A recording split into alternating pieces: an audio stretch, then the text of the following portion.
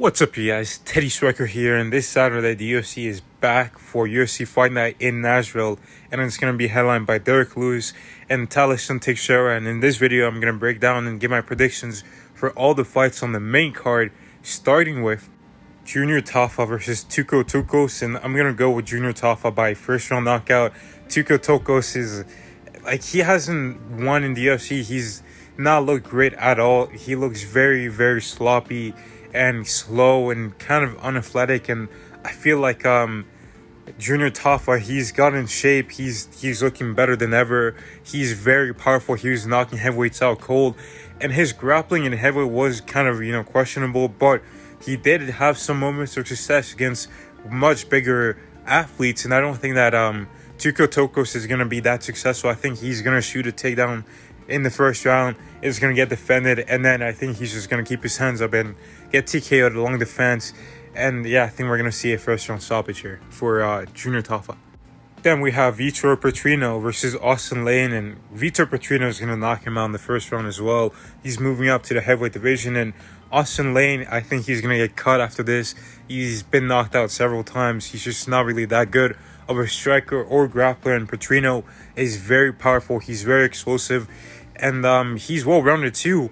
He did lose his last fight really bad, he got knocked out cold, but I thought he was actually winning that fight against Jacoby in, I thought he took the first two rounds, or maybe it was might have been Jacoby took one of the rounds and then he was winning the second round, Petrino was winning the third round before he got knocked out, but he was chasing the finish. But here, I think he's going to get it done, and I think Austin Lane is going to retire or get cut from the UFC after this, and Petrino might be a problem in the heavyweight division. And then we have Nate the Train Landwehr taking on Morgan, the last pirate Charrier. And I think that Morgan is going to win this fight. I feel like he is just the better fighter. He's very strong. He's got good striking.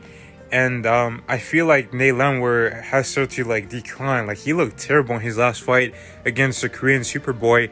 He looked like he wasn't even training. He was just keeping his hands up and just essentially getting beat up. But I don't even think he landed a single punch in that fight. It was just that dominated. He was getting pieced up, and I think we're gonna see something similar here. And I think that Morgan Charrier is gonna get a finish in round 3 by TKO.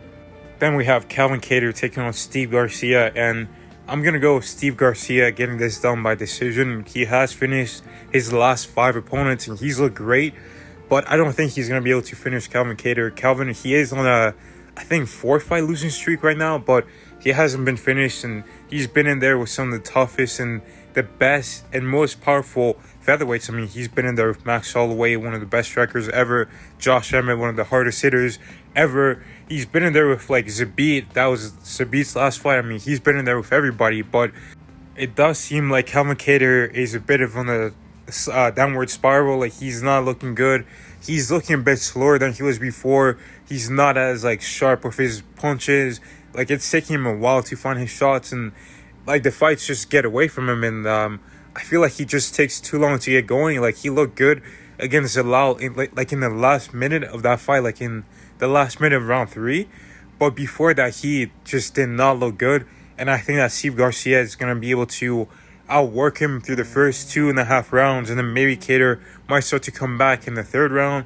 But I think it's just going to be too little too late, and we're going to see Steve Garcia walking away with Calvin Kattar's number and the victory.